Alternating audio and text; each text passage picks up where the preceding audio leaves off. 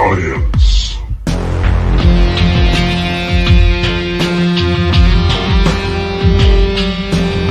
Paranormal.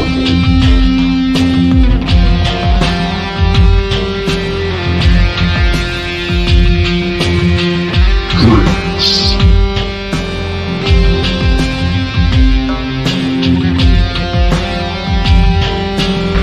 Three tortured souls. Entertain, educate, recreate, and intoxicate. All right. Yeah. Howdy, everybody. We already got Kenny. We already got Kenny pissed off and fired up. Yeah, he was Damn, you guys. cussing up us. Fuck this, fuck that. I hate Fuck that yeah. fucking motherfucker. Fuck He you was guys. he was on a roll. Woo. He was on a roll. I was getting my Dave Schumacher on. Yes, he was. I think he dropped more F-bombs than I have recently. So that's Whoa. impressive. Thank you. I try. Good. I How are you guys I like- doing? I like reading your F-bombs in our messages. I can Yeah, they're more fun that way. Yeah. Yeah. Everybody good? Had a good Yeah. Fourth? Enjoyed? I'm hot. Yeah, it was all right. I mean, didn't really do too much. Just Yeah. hung out. And actually, I was here yesterday. I was doing some work because I was like, there's nothing to do. I don't like days off. I really don't because I get bored. So, oh, right. Robert, Dave, be nice. No, that was Kenny. That was You me. gotta It tell was Kenny me. Kenny to be nice. I wasn't being well. I mean, it wasn't He about was being being nice or He was- mean. It was just No. about venting a frustration. So Yeah. All it'll- right. that'll be in the after show. The after show. The after show. Yeah, we have about a 3-minute after party because we all have to pee so bad we can't sit around and chat. This is Sucks to true. be old. This is true. I'm still going to market my podcasters diapers. I think that's There you something. go. There you I go. think you're onto something. Yeah. Or into something. All right, Thank let's you. see I'll who be here has all night. joined us so far.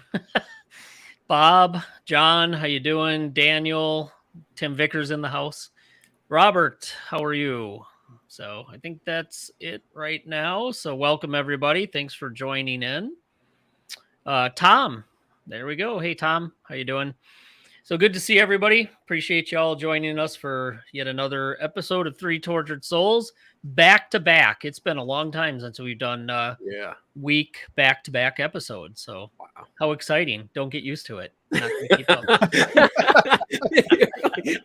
Don't, we're taking off the rest of the year, bitches. That's right. 2 shows in a row. We need at least 3 months off. Too And stressful. we still won't study until the day of. Probably not. No. No. Oh, man. All right. So tonight we are going to talk about the journal article that Kenny, Tim, and I wrote and published. Came out in May of this year. It's Electromagnetic Field Profile Baselines at a Non-Haunted Control Location. That was in the Journal of Scientific Exploration. Came out in the spring 2023, volume 37, number 1. We did post it in the information for the show. So if you want to take a look at it, I think I even put it up, or Tim or Kenny, somebody posted it earlier. One of us did. So you could read it if you wanted to do some homework before we dove into the paper. So the plan tonight, at least my plan is, which, sometimes it just goes to shit after we've been drinking for a while. But we'll talk a little bit about the process. I thought we'd start out with the process of the peer review and what that was like. Hell. And let's just say it went on and on and on, mainly because, we all have other jobs and it takes a lot of time. So we'll talk about the process, what that was like, and then we'll get into the paper, talk about it, talk through it a little bit, what some of the major points are. And then we'll finish up by explaining at least why we think it's important for the field, for ghost hunters and paranormal investigators. So put a little context around it as to why we actually did this and why you probably should read it if you do EMF readings or any type of magnetic field readings with the walking around or data logging. Even if you're already data logging things, you probably want to take a look at it because it provides some historical context on what's been going on in the past.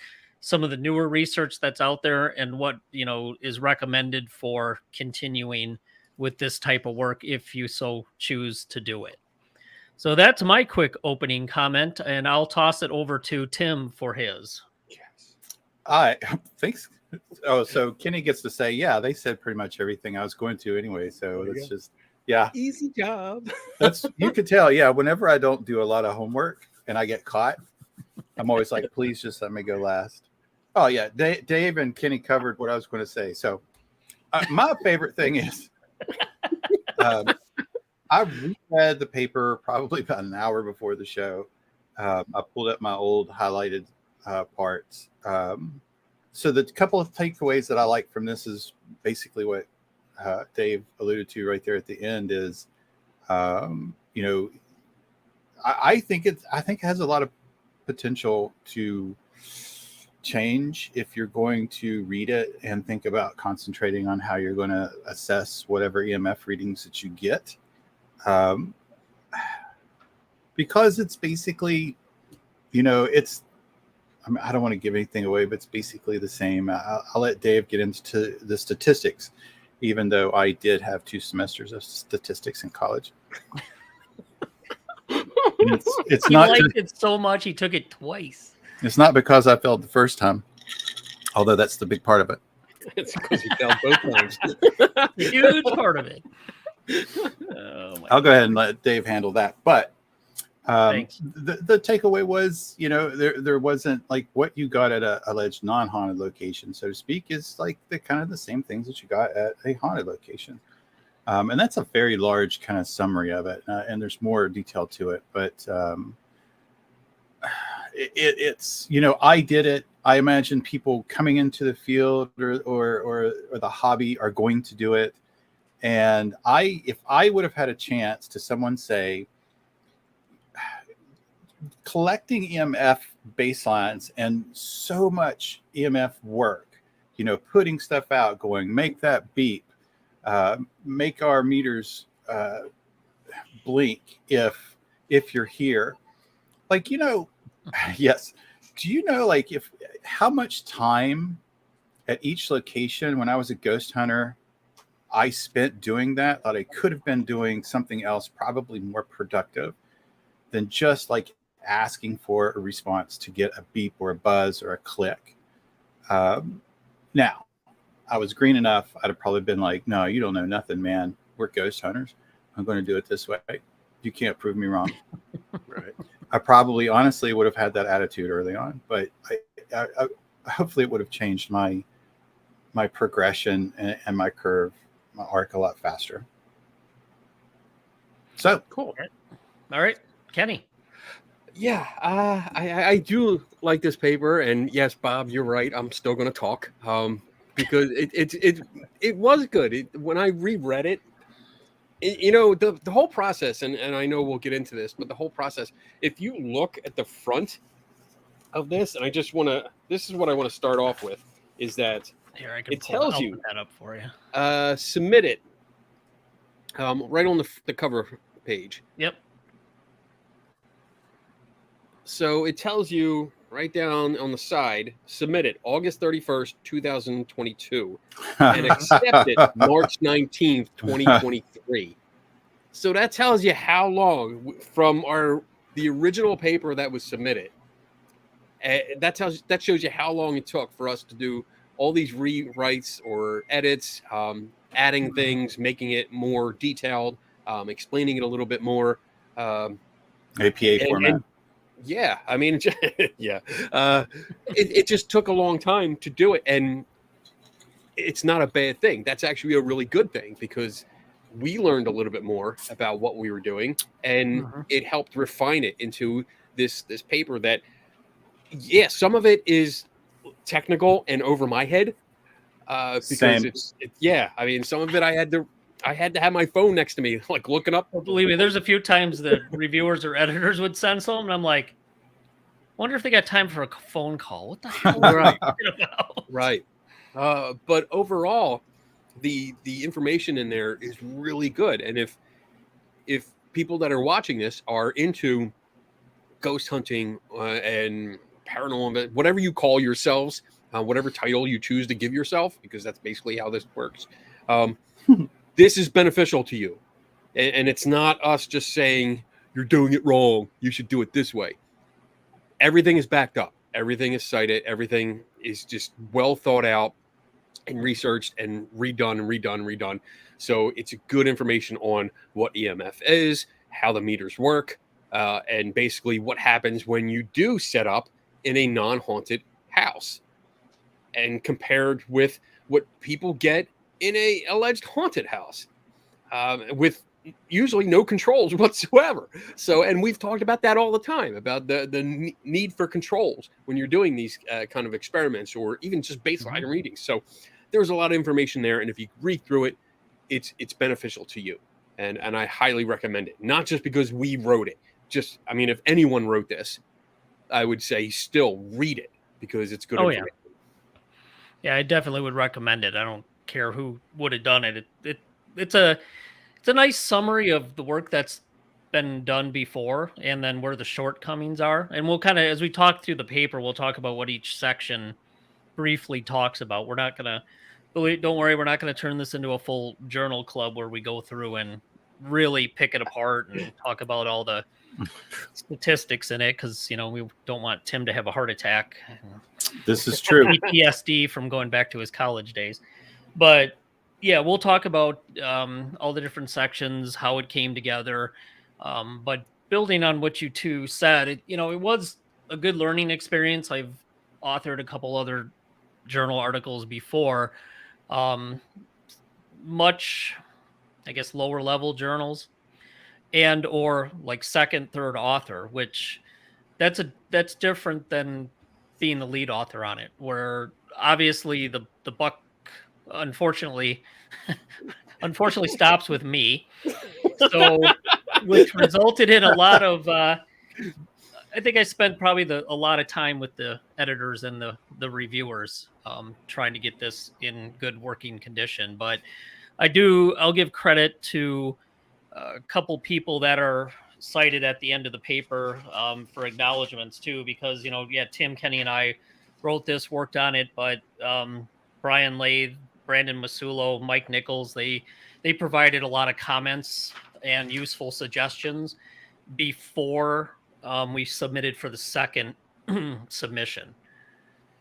So the other point I want to make is this is really different than what we had on our website originally. We did this, I think we actually did it in, 2020 is when I actually did the data logging. Yeah, January 2nd, 2020. So this thing had been in the making for about 3 years.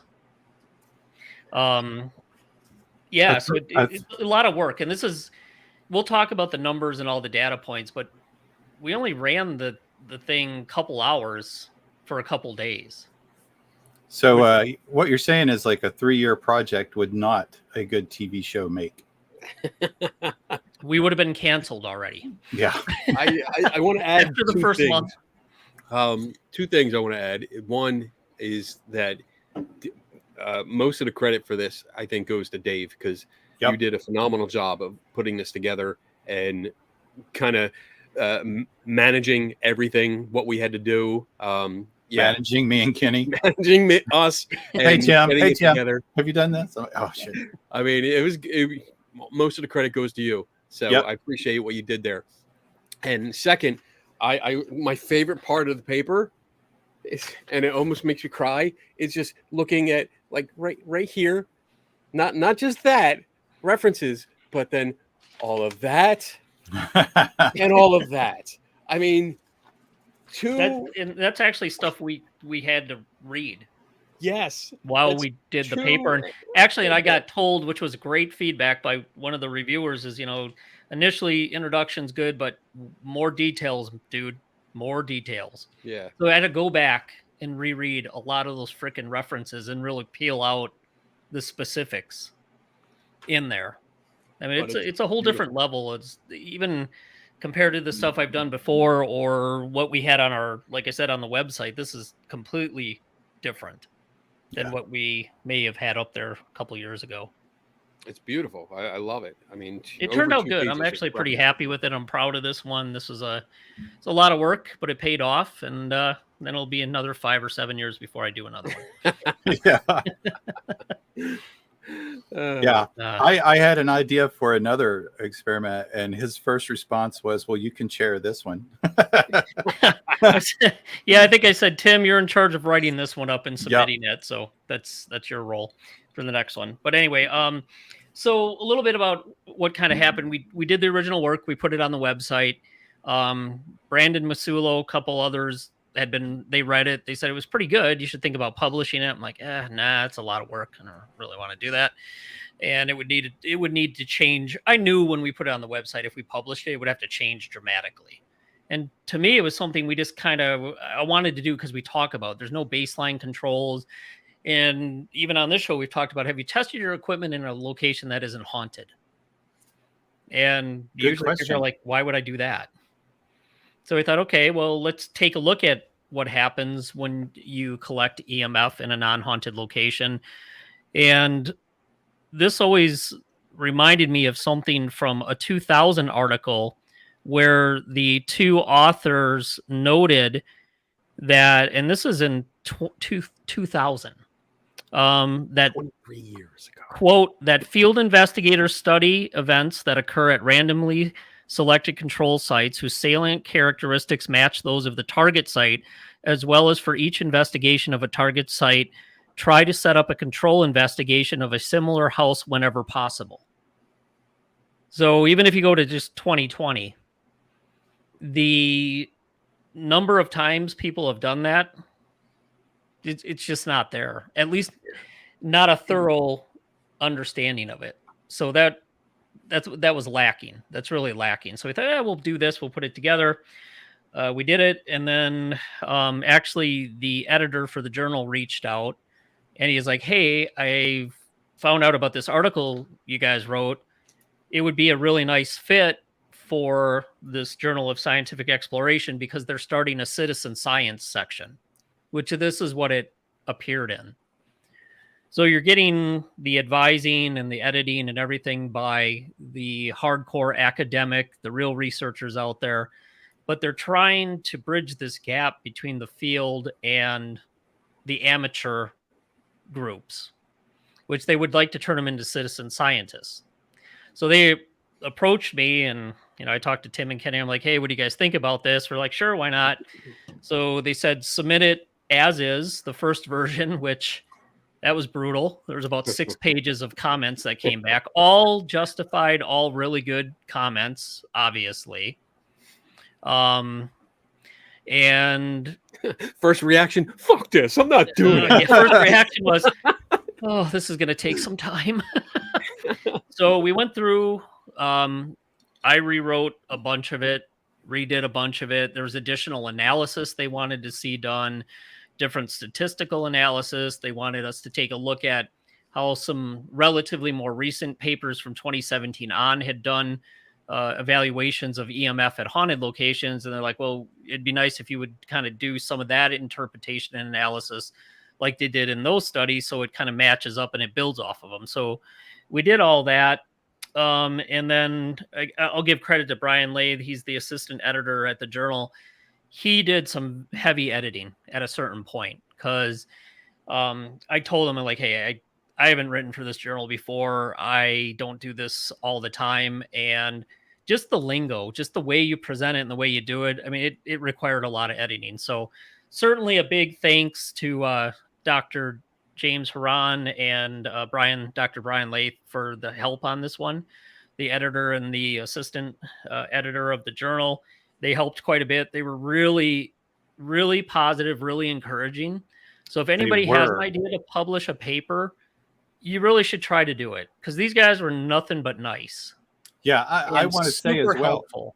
Yeah, when you would pass out and you would show us or we'd give us access to the latest corrections and edits and suggestions, there was never anything in there that was demeaning or like what.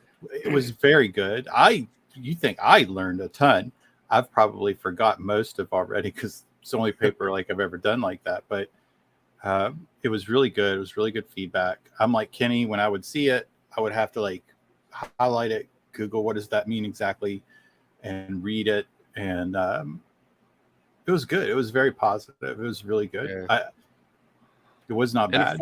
it forced us to understand, to gain a better understanding, because some of the stuff, like when it came to like decreasing strength of EMF from the source, and we start talking about inverse square law, I was aware of that. I knew what that was. I mean, I have experience with X-ray technician.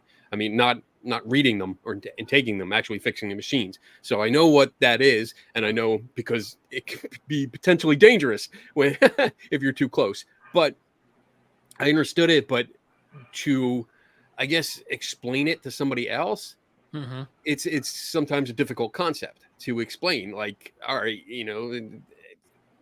it just forced me to read up on it more, to engage more in the material, so I could understand it better, to the point where I could explain it to somebody that's not into that.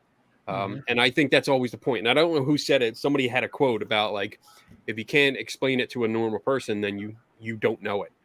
Or something like that. Test tonight. Yeah. So yeah, I don't know if everybody read it, so we'll see how we do. Yeah, I'll dig in my own grave here. Way to go, Kenny. Thank That's you. hard. Yeah, balls deep, dude. Every time. That's a t-shirt. So the overall process was, we submitted it, we got the first round of reviews back, and then we had to correct everything because it was basically conditionally accepted. It was accepted as long as you made all these changes, which were, a fair number, and they were all fair changes and made sense, and it made it a much better paper. We did that. Then we had to submit it for the second round, where they went through, and you had to, not only did you have to address everything in the paper, you had to put a separate document together that specifically pointed out how you addressed every one of the concerns and issues. So that, once we got to that part, it was going much better. So then we got to the final part where they accepted it. They made a couple other small suggestions. We did those. And then you just got into the formatting and proofreading and that stuff. And, it's like anything else. You read something like 100 times. And as soon as you see the final published version, you're like, fuck, there's a typo. Oh, yeah. Oh, does that piss me off? Yep. And one of the guys that I'm working on another project with, Shane, I think you guys know, or Kenny knows Shane Feek for sure. He picked it out right away, and I'm like, I knew he'd fucking see that right away. But it was a small statistics thing that some terminology, but that's okay. So anyway, after that was all said and done, and then it was, off to the races, waiting for the publication, which happened in, I think it was May this year. Yep. Something like that, or March. spring. It was March. Sorry, March. March. So yeah, so that's kind of the background on the peer review. You guys got anything else you want to talk about on there? And the next thing, before we get into the actual paper, let's talk about the difference between peer review and, dude, great catch. Because when we've talked about peer review on this show many times, this is a whole different concept of peer review. Peer review does not mean you're friends. That's not what it means. It's not like, hey, buddy, good to see you. Hey, take a look at my awesome EVP or my picture of a ghost and tell me what you think. Don't you see the ghost? Don't you hear, get out? Don't you hear that in the EVP? Oh, you do? Great. That's not peer review. Nope. There you go. My 2 cents. Yeah. Right. I have to go through peer review every month for my job, and it is nothing like what this was. Yeah. Yeah. I mean, when I submit an article here, it goes through 2 editors, and then it goes through my boss. He has to approve everything before it goes up. So I get two editors that are also fact checking, and then my boss, who also fact checks. So I mean, and that is easier, so much easier than what we went through with this. Well, these guys who reviewed this and the editor, I did find out later who one of the reviewers were. It's somebody who's, one of the godfathers of this type of research. So you're dealing with people that know a hell of a lot more Yeah. than you do, which I appreciate. I like that. Yes. Because That's who you want it from. Yeah. Dave doesn't ask me to peer review his statistical analysis. Tim doesn't ask me to peer review his interviewing skills. No. And Daniel, yes, Daniel Reed, you're right. Sometimes my stuff has to go through an attorney. Yep. When I'm saying calling out specific people by name. So yeah, has to go through them. So even that, I mean, that's actually easier. going through the attorneys is so much easier. Going through legal's easier. Yeah. So you never thought you'd hear those I words. know. Going through legal's easier. I never thought breezing through legal would be like, every time legal comes up at work, we're all like, oh no, please no. But anyway, Tim, you got anything to add on the peer review process? Oh, that was pretty much it. I'm just going through what I do. Like I said, ours is we're peer reviewed monthly. My work, I have to submit literally an interview, a DVD of what I did, so that people in charge in a higher position, I reckon, plus my peers, get to watch it. Some, if they wish, can be anonymous. Some don't have to, but I get written and oral feedback, and in return, I do that, and then I do that for them, and later on. But it was much different. I was hoping just to keep the crayon sharpened and help you guys out, but it was more. And I appreciate it. Like you said, it is so much different to get a feedback where it is above your head, if that makes sense. And you have to work to even understand what you're supposed to do. Mm-hmm. I don't know, if I'm saying that right, but it's difficult, but it's, in the end, you learn a lot more, and you have to do it. So, I mean, you guys, Dave obviously was the biggest input in this, but, just asking Dave a lot. And, when you are forced to go through it, you get a sense of experiential learning as well. So that's good. Mm-hmm. All right. Are we good on the peer review part of it and the process? So. All right. So why don't we dive into the paper?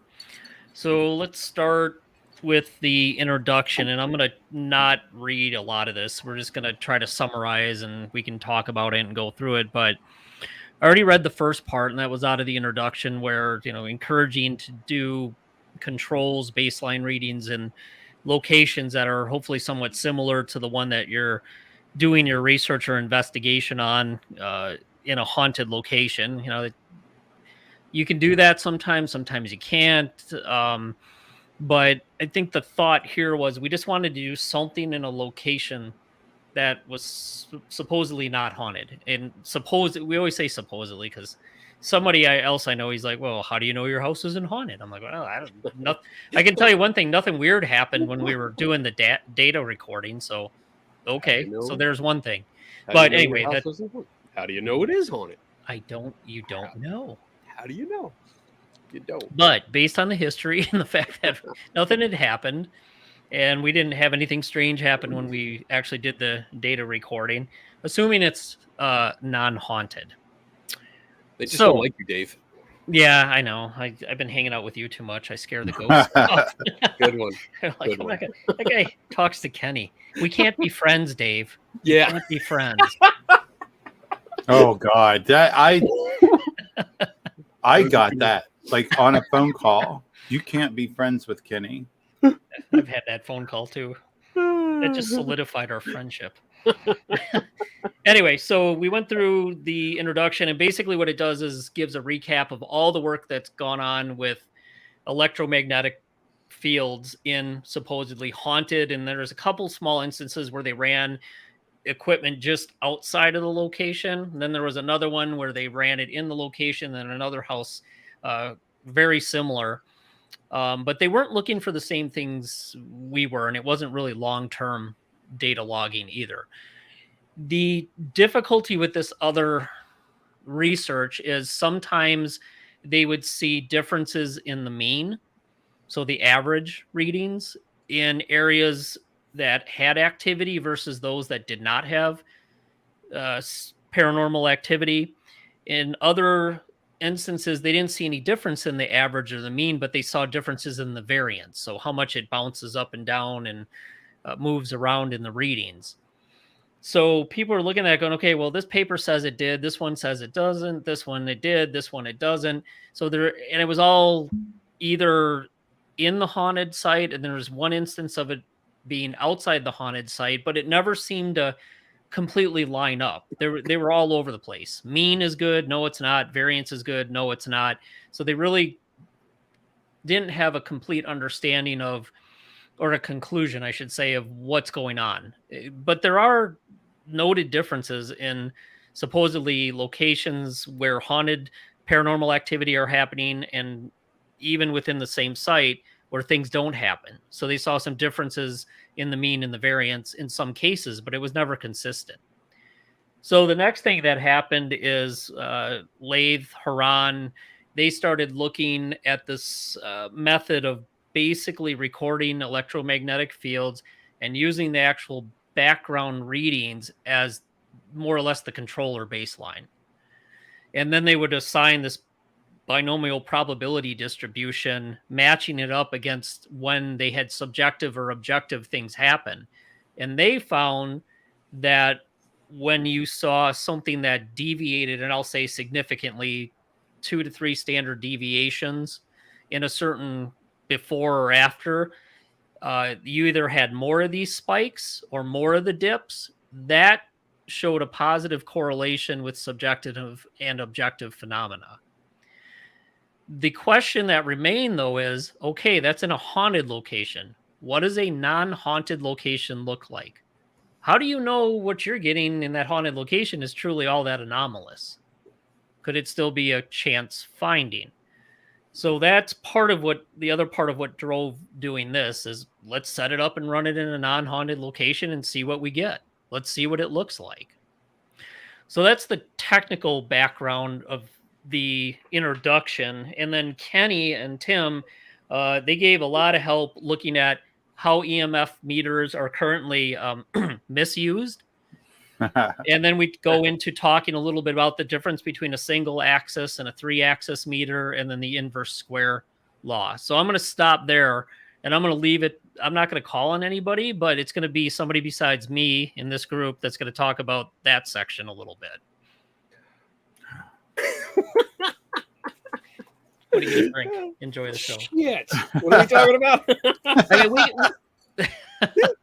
mean, You got me. Collecting information about how. let's talk about how EMF meters are currently inappropriately used.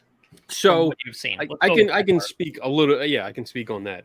So basically, we have 2 types of EMF meters. We have single axis meters and 3-axis meters, which are more expensive, and rightly so. But the popular, and actually what's named in the paper here, the most popular EMF meters are the Safe Range K2. We have the Lutron meter. We have the, what is it, millimeter right here, and then we have the cell sensor meter. I remember the millimeter. So yeah, I mean, these are all single axis meters, and they basically operate the same way, except, I mean, well, like this one is the shittiest one. Honestly, I mean, it's horrible. The scale only goes up to 5 milligauss. That's it. That's all you get. And so I wouldn't even bother with this one. The K2 meter is horrible because it only gives you ranges. It doesn't actually give you even an analog reading. It just gives you ranges. So you can have either 0 to 1.5, then it goes up to 2.5, then to 10, So that's a big leap. And then to 20, another leap, and then 20 plus. So shit. But basically you can go up to a source when you're going in with these things, and people usually go in holding them pretty much in their hand, and they're walking around like this. They're doing their basic their Baseline sweep. thank you. I had a brain fart. Yeah, they're doing their baseline sweeps, going in like this. And that's not working. That's not doing anything because you're not measuring on all three axes. And that's what you have to do with this. This doesn't average it out. It only reads one at a time. So you could literally have it like this and then turn it this way and you get a different reading.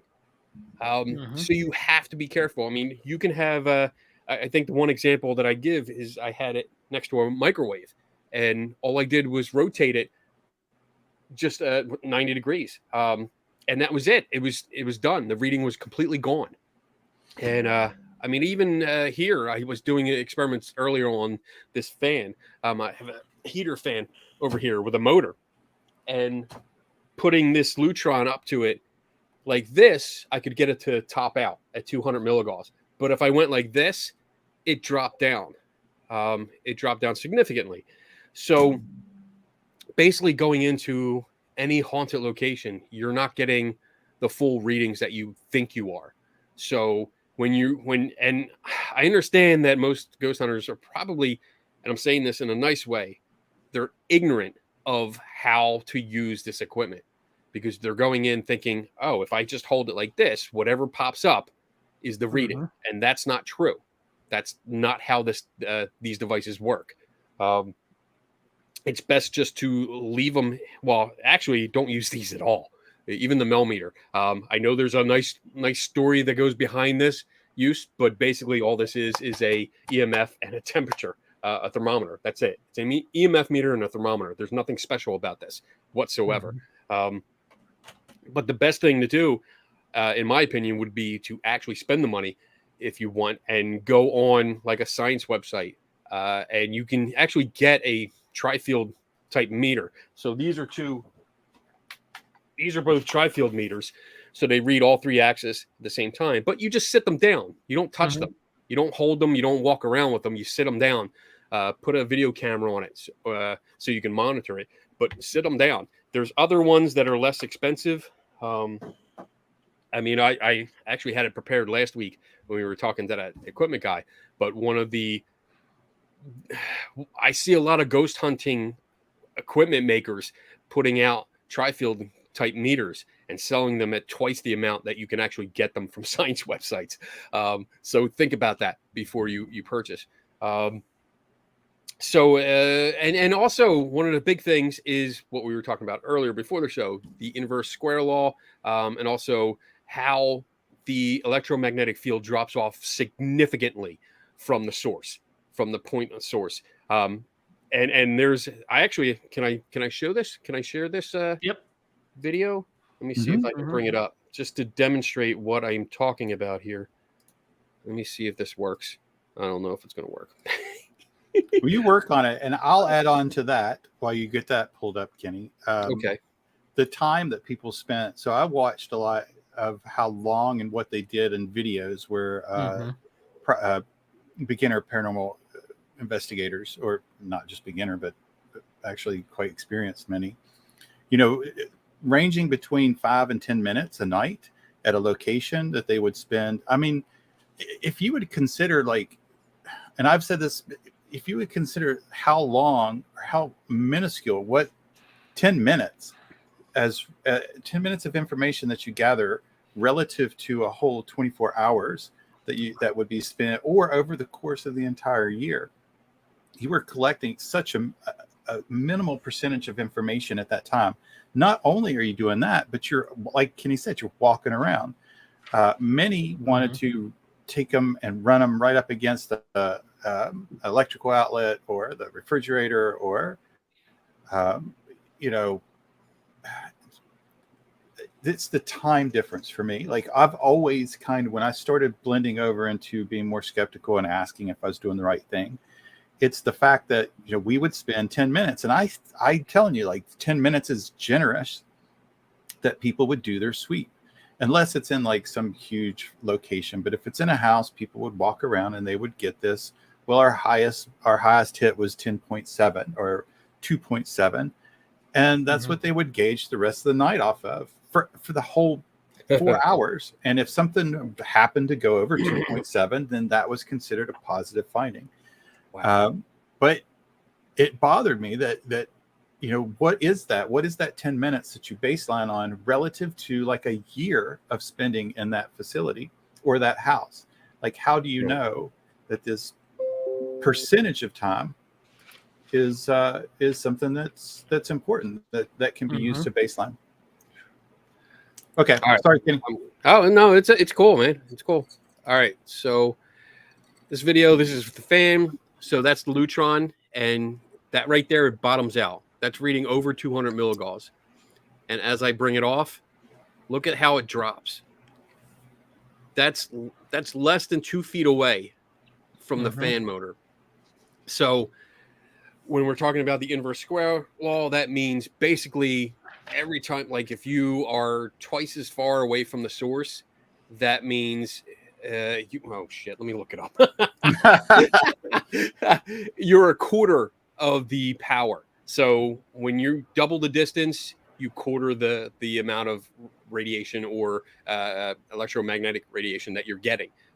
So it significantly drops off. And you can see this as I go off to the side here. The camera moves to the side. Just so you can see, I'm just inches, like 4 or 5 inches, and already it's down.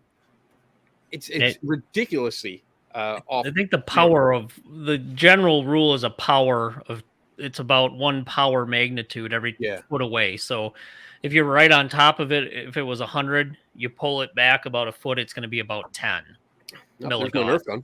Another foot, maybe down to 1. Right. So it falls off pretty quick, which is an important point because, you see on some of the shows and you spend some time with ghost hunting groups, and even if they're not attributing a reading to a ghost, they'll say, oh, there's power lines above the house, which that's probably what it's picking up.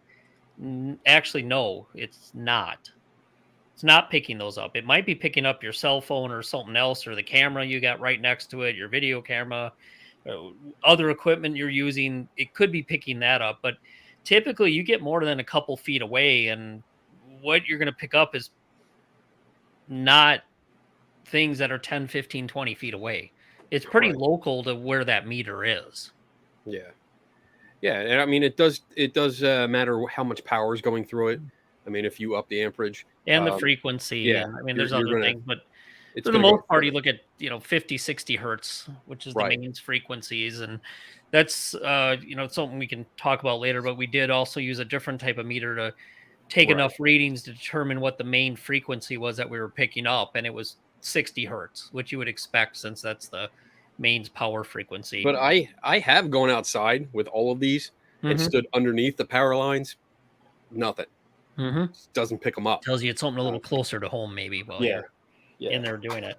So basically what Kenny's and we're trying to say here is because of one the limited time that people use to do baselines, they walk around with them. They're not getting a full reading if it's single axis. You're moving the meter around, and just by changing the orientation, you can get different readings. Even if it's a field that's always there, if you walk through it with a single axis meter one way and then walk through it again, that area again another way, you might get a hit that one time, but not the other because you only have a single axis. Right. So there's a limitation there with that single axis that you really have to do like an XYZ, and then you have to do a math process to get the actual reading overall. So there's a lot of issues with using EMF meters that you walk around with that are especially single axis. Yeah. Yeah. I mean, I've done it on like light switches, just played. I'm trying to call up a video, but it won't let me. My computer's being a little bitch tonight. Anyway, I've done where, oh, wait, actually I have it.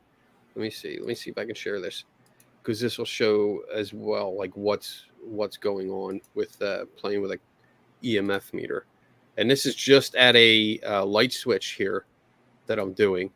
And I did these today, just anticipating like, oh, maybe we can show some of it. There it is. Okay. Yep. Let me get down there. Share. Okay. There you go. So this is just at a light switch.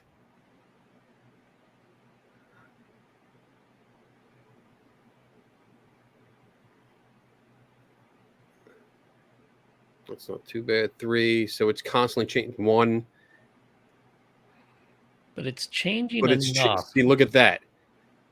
Yep. It's still next to it and went down to a 0.3. And that's right next to it. So if you, like you guys are saying, if you walk around and just are playing around, just walking around like this, like normal that we see on every TV show, you're not getting all the reading that you can get. Right. Because it's not reading in that direction, that axis. It's not reading that axis. So you're not getting an accurate measurement. Yeah, and there's a lot of reasons you can not get accurate measurements from what you're doing there, but also there's things in the house that cycle on, cycle off, fridge, air conditioners, even the Wi-Fi in the homes. While it's a much higher frequency, it can still affect EMF meters, depending on what their frequency range is and what they're doing. I had an issue with that at the Hinsdale house. Because the Wi-Fi router that they were using, I was surprised at how far I was still picking that up, and it almost like this should be concerning. maybe you should look into something here, because I should not be across the room and still picking this up from all directions. So. That place, we'll talk more about that at another time. Yeah.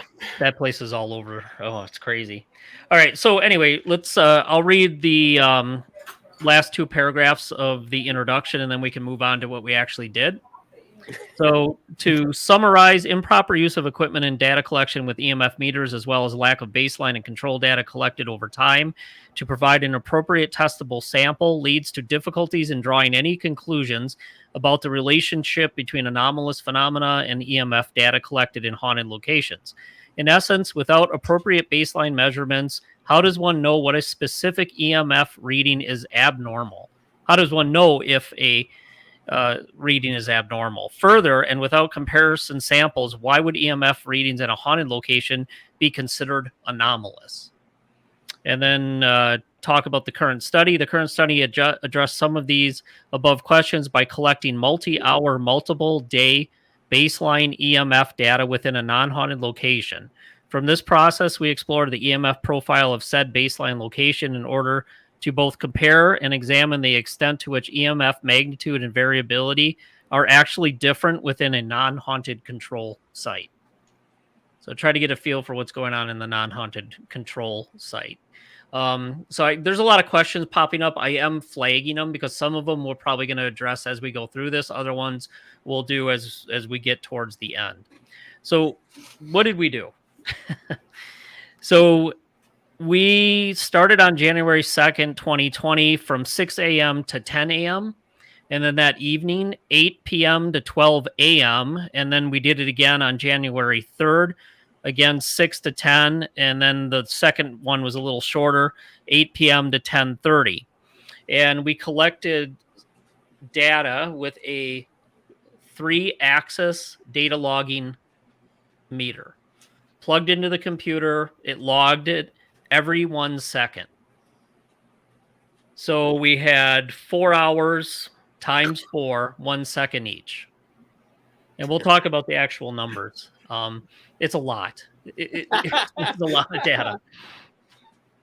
So that was the one part. The second part is so we would know what the frequency is. We used what we call a flux gate magnometer. And that'll sample, I believe I had it set at sampling 250 samples per second on all 3 axes. And then you can run it through something called a fast Fourier transform, and then it tells you what frequency it is. So by taking that, we determined, running it right next to the other meter, we determined it's 60 hertz. So it's the mains power frequency that we were picking up in that meter. And those are the readings that we were getting. So, some people say, oh, geez, maybe it's a different frequency. You don't know what frequency you're picking up. And those meters have a flat response sometimes from a lower hertz to a higher hertz. And then you start seeing some differences as the frequencies are higher or lower. But in this case, we're fairly certain it was right at 60 hertz. So normal mains power frequency. All right. Now, how the hell did we analyze all that data? We did a couple different things, fancy Excel and mathematical statistical software. We did analysis. Tim did all the work. We did an analysis of variance, and that was really done to determine the difference between the mean, the average, the magnitude, which is how high or low it is, for the different days. We calculated an effect size to see how much of an effect there is there. We also did what they call a Cohen's d for unequal sample size, to see how the differences, if the differences in the average or the means was meaningful. We also did a variance analysis by determining the percentage of readings that were plus or minus 2 standard deviations above or below a certain point, which basically in ghost hunter language, spikes and dips. So you're looking for extreme spikes and extreme dips over a certain time period. I mean, that's more appreciated probably than you realize, though. I'm telling you, back when I started and was a ghost hunter, like I would have, when you say spikes, like, yeah, I understand. Dips, I understand. Mm-hmm. So probably put it in a terminology that's relatable is not a bad thing. Yeah, it helps. So let's take a look, and I'll show a little bit of the data here. We won't do too much, but the first thing, looking at the summary statistics. So table 1, which is that a little better if I blow that up? there we go. Okay, so for most of the time periods, 3 of them, we collected just north of 15,000 samples. So that's 1 second, 4 hours. It's about 15,000 samples. The last one was cut a little short. That kicks your 10-minute baseline readings ass. And I still probably would have liked to run it longer, but the point of this was to get a snapshot of what's going on in a non-haunted location. And you might say this is a lot. I mean, we're laughing, but this is actually not a lot of data if you really wanted to run it longer. This still, to me, still gives you just a snapshot of what's going on. Right. So the mean, this is just the average of all the readings. So we were averaging anywhere from 2.2 to 2.7 milligauss. Standard deviation, basically the spread around the data. The median, what the middle point is, what the minimum reading was. You can see here the minimum range from 0.93 to 1.38, and the maximum is 19 milligauss. 19.5 milligauss was the highest it got in the one on the morning of January 2nd. And then you had some 12s, 14s. Looking at the skew and kurtosis, these are statistical things looking at basically, if you looked at a bell curve and if it looks flatter, or it moves more to the left or more to the right, it doesn't look like a perfect curve. It kind of flattens out. It shows that the data might be skewed. That's why they called it what they did. It shows that your normal bell-shaped curve might not look exactly bell-shaped. That's all it's doing, is it explains it. It smushes it and pushes it one way. So there was a little bit of a skewing in the data, which that's fairly normal. Let's look. This is what the graphs look like. So this is the January 2nd in the morning. January 2nd in the afternoon, and then the next one. And what do you notice there? A lot of spikes. A Yeah. lot. But A lot. honestly, the top left chart, that big tall spike, Yeah. it's Mhm. obviously a ghost. Come on. Obviously, It's obviously. I would argue that's a demon. That because- isn't Just by the demon range. sheer amount of energy in the reading. Oh, I'm right. almost out too. Cheers. This is gonna be Yeah, we should take a pee break soon because I don't think we're Yes. going to be done in the Yeah, next 5 minutes. we'll finish part of what we did, and then we'll take a break. Okay. All right. So basically, it tells you this thing is bouncing all over the place. So, are the differences between these different means and time periods significant? Yes, they actually are. However, I want to point out one thing here that it really didn't. If you look at this 2.2 to 2.74, it's not much more than 0.5 milligauss. So because there's so many data points, we took so many samples that it did show it was significant. There's a significant difference. The problem is because there is so many data points, very small differences can end up being statistically significant. So you got to be a little careful in that. And we make that point a little later on. For example, we talk here where the analysis of variance indicated that the difference between these grouped time periods was statistically significant, and the effect size was median. However, we need to caution the reader that in terms of overestimating significance, as the large sample size for the analysis of variance allowed for significant results despite the actual very small overall changes between the average and the mean. So when you look at the percent changes, it actually gives you a little more insight. So between all the different time periods, you're seeing anything from a negative 1.3% change up to about a 24.5% change. So there's percentage wise, it's a pretty big number, But again, remember just the milligauss, the small milligauss might not seem like a lot, but it's significant. But there's a lot of data there. So you got to start looking at this in other ways. And this is something that the editors or the reviewers brought up. They're like, well, that's great. It's significant. But, what does that actually mean? Because it's a small difference that it's statistically significant. So what? And I'm like, okay, yeah. So what? You just like flashed me right back to one of my professors. And so what?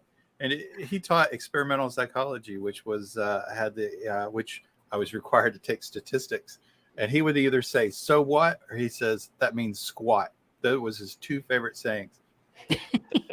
Jesus, so what? Just took me right. Like, I worked hard on this. Look at this. Yeah, okay. So what? I'm like, I want to take another class. I want to change my major.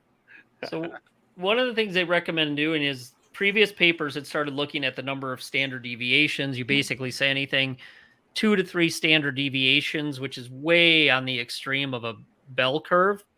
Those typically would have some significance. So let's take a look and see if you look at the number of readings that were plus or minus 2 standard deviations, and we break this down into each hour, how is it changing? So for example, January 2nd, 2020, in the AM, hour 1, there was 1.89% of the readings that had plus or minus 2 standard deviations, 2.75, 0.75, 1.8, 2.49 for the total time, which is actually what you would somewhat expect in a normal situation, a normal bell-shaped curve.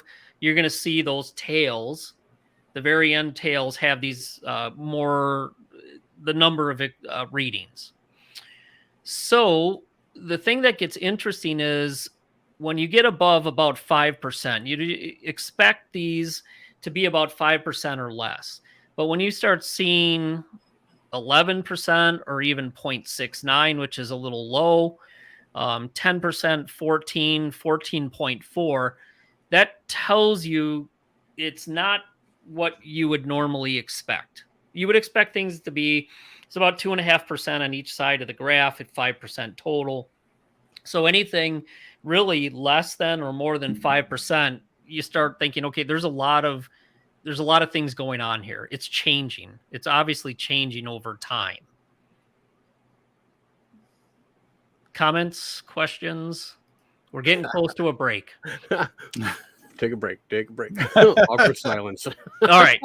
So that's what we did and what we found. I'm not going to get into reading all the little details of the different numbers and stuff. You can read that yourself. The last thing I will point out, because then we'll take a break and come back and go into the discussion and what it all means, is Kenny helped make this graph. This was very useful. And what we were trying to show is that this is the 3-axis meter with the X, Y, and Z. If you see a meter here that has S on it, that's a single axis. If it has a 3, it's a 3-axis meter. So it shows you, based on some of the data we collected, that if you had a single axis meter and you positioned it this way, you would get a 2.54 milligauss reading. However, the true reading with the 3-axis is 12. And as you can see, is if you took your single axis and just started rotating it, you would have anything from 0.96 to 12 to 2.5 as your different readings just by moving it. If it was a single axis, that's why you really want to make sure that you're using a 3-axis meter and the data logging for obvious reasons. Dude, I fucking love this graph.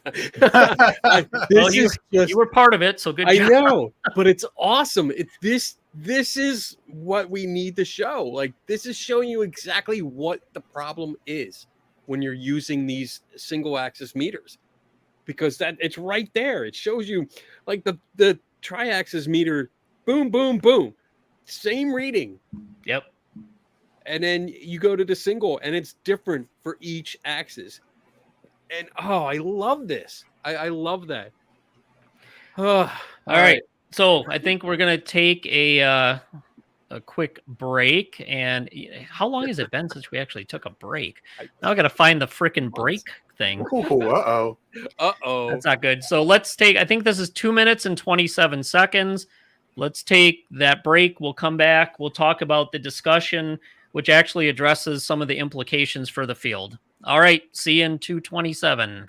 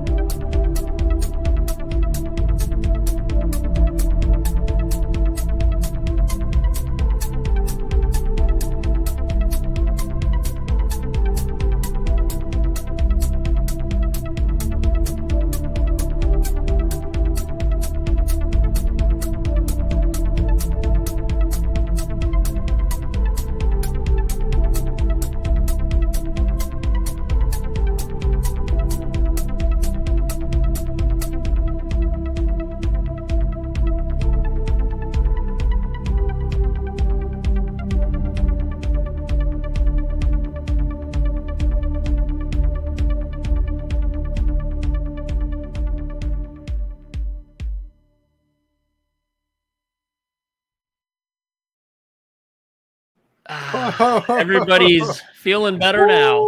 Yeah. Okay, so Robert, I'm so confused. I don't know if he's confused by what we're saying or the chat room, which I can understand the chat room being confusing.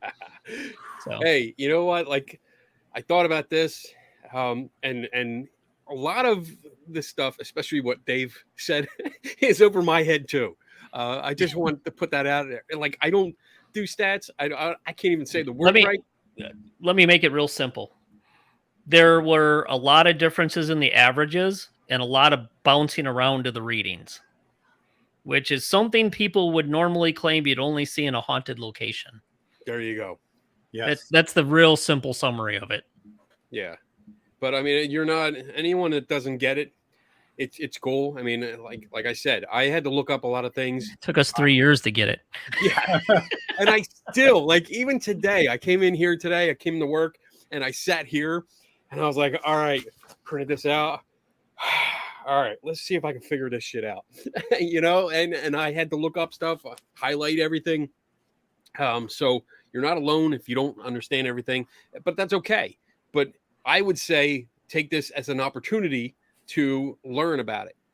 Look at the paper. The link was put in the chat. I think it's in the description of the show. So download it, print it. It's go free. over it. You know, get your phone out or sit next to your tablet or laptop or PC, whatever, and look up what you don't understand and just go through it. But learn. This is a good opportunity to learn something and get really in depth with it and have a better understanding. So yeah, there's the link that we put in it. Yeah, it's free. That's what I like about this journal. All the articles are free, so that's a real plus. Of course, that's not the case in all journals. yeah, No. oh yeah. Usually No. they're $35 a pop, if not more. So, all right. Any other comments or questions on what we did before we get into the discussion and kind of what this means? Nope. All right. No, I'm good. Let's move on. So we'll put this back up and then we can kind of make a few points and then talk about it. So let me just read this first part here. The current study shows that a non-haunted control site had complex time-varying magnetic fields during long-term data collection periods at various days and times, while the EMF meter was in a fixed position. We didn't walk around with the fucking thing. You don't want to do that.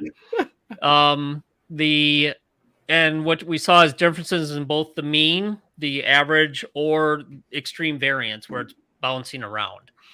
The EMF profile showed that the magnitude, the levels, how high or low they are, were like that expected in homes with numerous electronic devices. There was somebody else, totally unrelated paper, nothing to do with the paranormal, but they found variation in some long-term monitoring as well.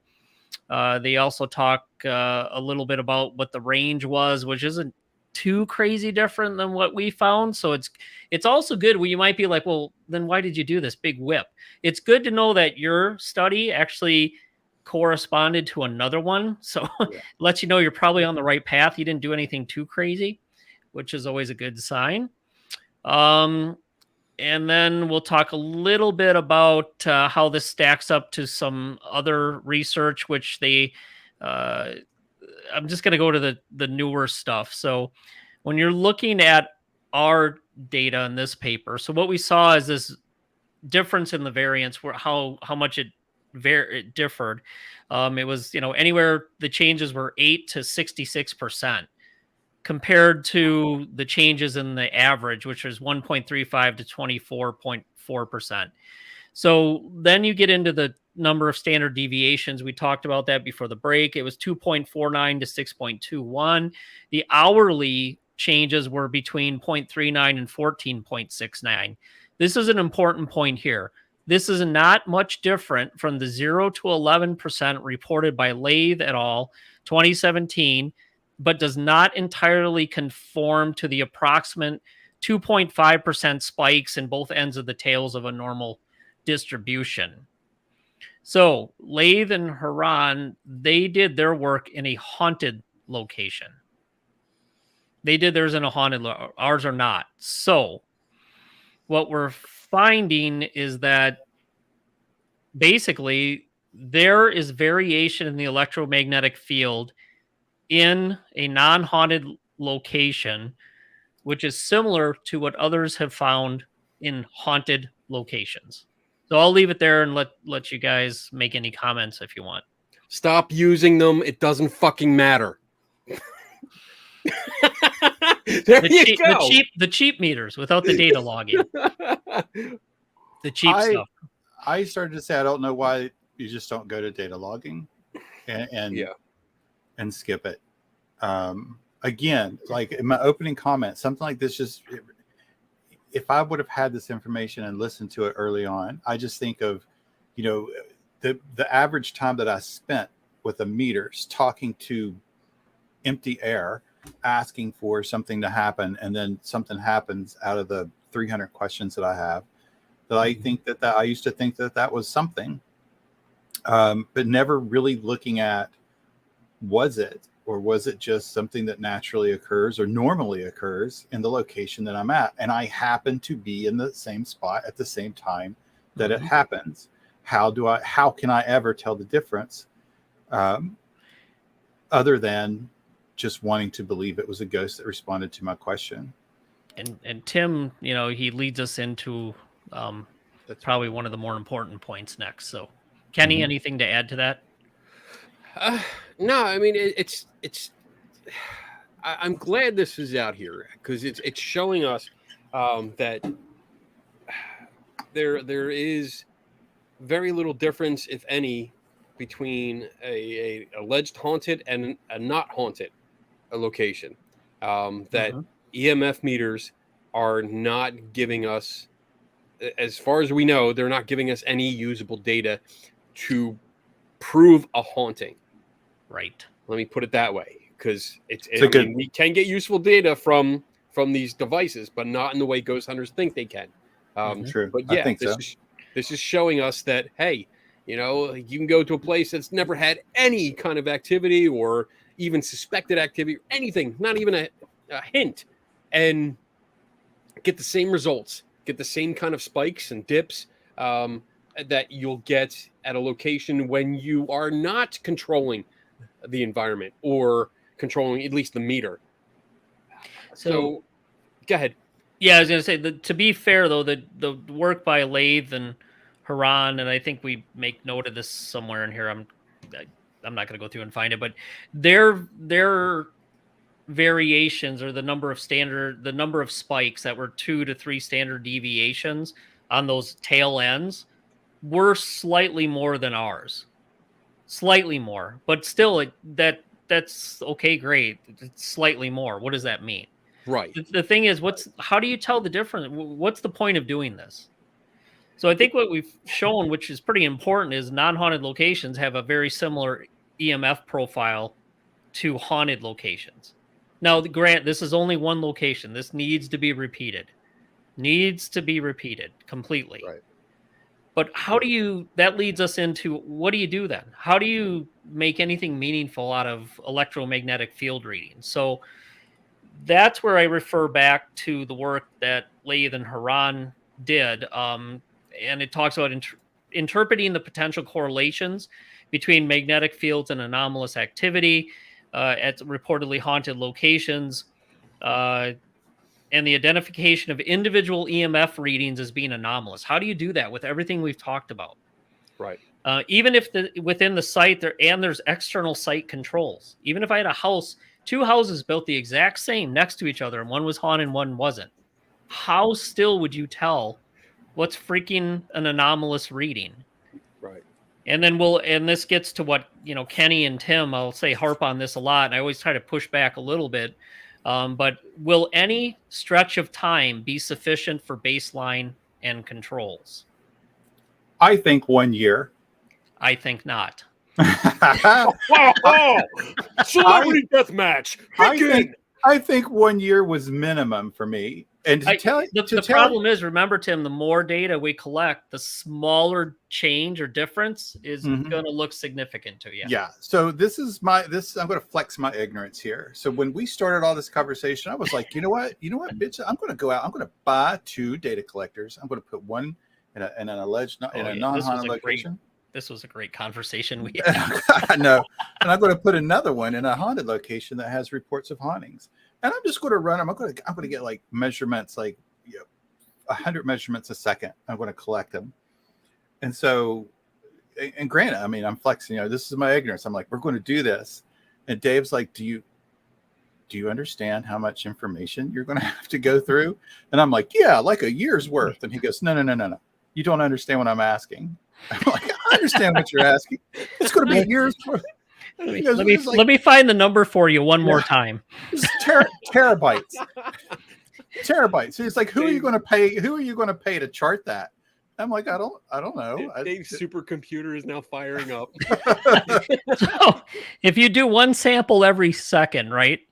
So 60 seconds every minute times 60 minutes per hour times 24 hours per day times 365, that'd be 31,536,000 data points for one axis.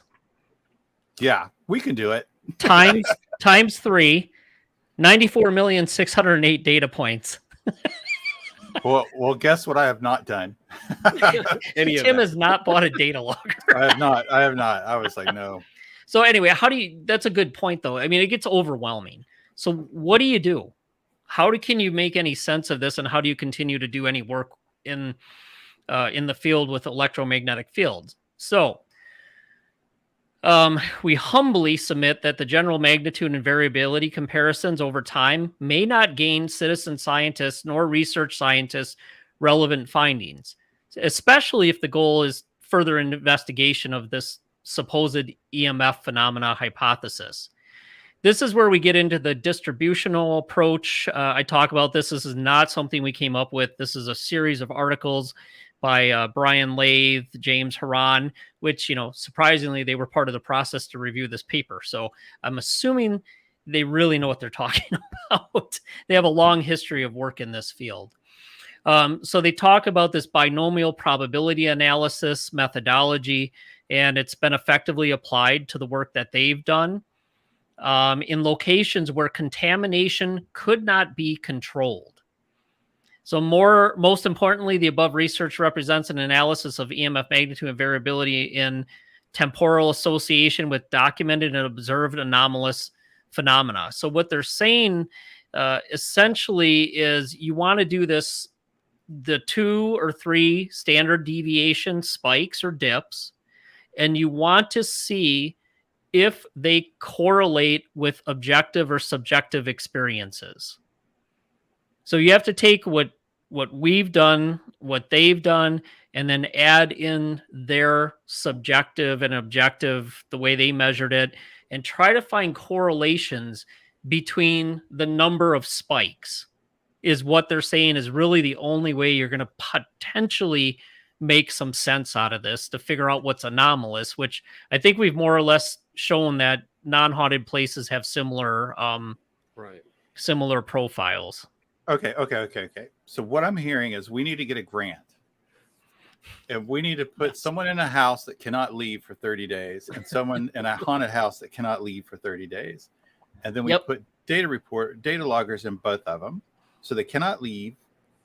They can do their normal daily stuff, all the televisions, whatever. But they have to chart. They have to, anything that they experience, they believe is. They have to chart the time, like immediately, not like, oh, I'm kind of drunk right now, I'll do it in the morning. Like, no, you have to do it like right now. And then you could take that 30 days worth of information and then look at your data recorders and see if any of the experiences match up to any of the spikes or dips. So all we need is some cash. And some people that'll stay in a haunted place for 30 days. And what you said, Tim, we can essentially lay out here in some overall temporally extended data sets of haunted environments. and the related mean and variance analysis, which follows them, should be moved away from. Don't do it, because imprecision is likely to always be present. Therefore, specific spikes in a timing association with subjective or objective phenomena should be analyzed. However, we do note that this current study indicates that EMF variability and spiking occur both in haunted and non-haunted locations, but not at the same level of variability present in the hour-to-hour comparisons in the work in a reportedly haunted location. So very similar profiles, but there's still a little bit of a difference. This suggests that abnormal degrees of spikes are likely standard in all EMF environments. So what does this mean practically? The current findings suggest that while handheld mapping of EMF environments are still useful for gauging potential contamination in a site, citizen scientists interested specifically in the EMF hypothesis will need to invest in long-term data logging EMF equipment, preferably 3-axis, and have the technological capacity for objectively capturing and time-stamping objective and subjective experiences in the environment. So we basically need a big grant and 2 people that can take off like 30 days from work. I was going to say, which one of us are we firing? There's 3 of us. Well, I haven't got my W-2s. Have you got yours? Well, I got my pink slip from Kenny. He said, No, you did not. anyway, so we talk about some of the limitations. It's always important to note those limitations. You know, one, it's just one location. Also, it's just one spot in one location. It would be nice to have a formal and standardized method for collecting anomalous experiences, even in the non-haunted location. There wouldn't be anything that would have gotten popped in there, but you know, it would be a way to improve it. Third, we might want to, I thought this would be fun, turn the power off completely and see what you get. That would be worth trying. And then standardize procedures that could apply and examine several conditions, inside, outside, all these other things, would be the way to further this. And then applications will be the last thing I'll read, and then we'll just discuss and answer questions. Long-term EMF data collection and data logging with stationary 3-axis meters, as those used in this study, is imperative in collecting quality data. When trying to understand the potential correlations between EMF and anomalous activity, the methods and equipment used in this study are superior to the handheld meters that are used by amateur research groups. Collecting data in control locations with no reported anomalous activity provides important baseline control data that will assist in determining what may or may not be anomalous in a reportedly haunted location. Methods in finding this paper will benefit and hopefully motivate amateur investigators to collect quality data in order to become citizen scientists and contribute to the big data collection and analysis that are really needed to further understand the possible correlations between EMF and anomalous activity at reportedly haunted locations. So, despite all those blinking lights on those TV shows, we don't know shit. That lit up when you said that. So, all right, Tim, Kenny, any comments on that before we dive into questions? We could do it. We could do it for a week. Yeah, for a week. we could do it for a week. That's probably more doable. A week would be doable as long as we, chunk the data and do it a little bit at a time in the analysis. Okay. I would just add, I guess what I'm thinking is doing such experiments and seeing that there was a difference between like your readings and the previous readings, where it was slightly different, and are the environments comparable? Because I would like to know, like, especially comparable in the way that how many appliances / devices are within that household, and what type of climate is that house in, because then that draws, because we're doing, you're basing it off of the mains power, 60 hertz. So anything that kicks on, say like central air or anything like that, it will cause a dip and a spike within the system. Which, to be totally fair, the house, it was a couple feet away from the fridge. The heat was cycling. There's Wi-Fi in the house. There's cell phones in the house. We did not control anybody walking around or what they were doing. We Right. wanted it to be normal, a normal real world situation in a non-haunted location.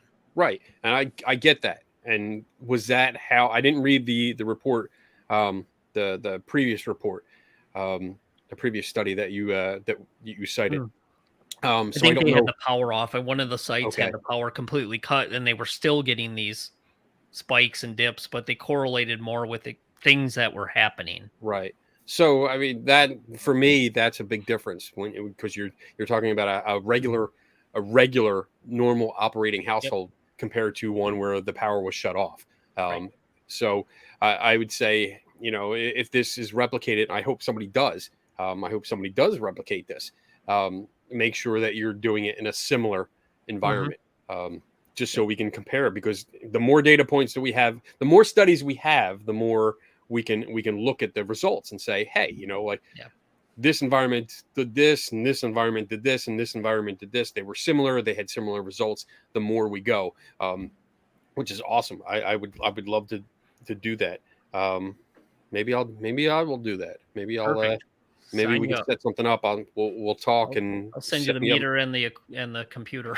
Yeah, awesome. And I'll just set it up in the house. I'll put it in a corner of the house and leave it. And just check it when you tell me to.